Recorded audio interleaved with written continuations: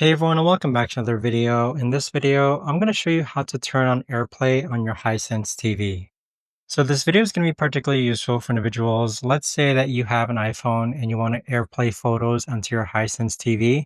How do you actually go ahead and turn on AirPlay? So first thing that you need to do is go into Quick Settings. Then in the upper right hand corner, click on All Settings.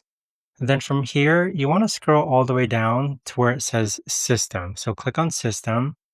Then from here, you want to scroll down even further and click on Apple AirPlay and HomeKit and click on that. Now it's going to take you to this window right over here, which is the AirPlay window.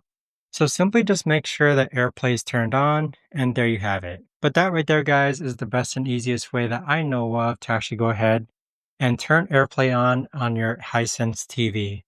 If you guys know of a better or easier way to actually do this, let me know in the comments down below. I would love to know. Thanks so much for watching everyone, and I'll see you guys all in the next video.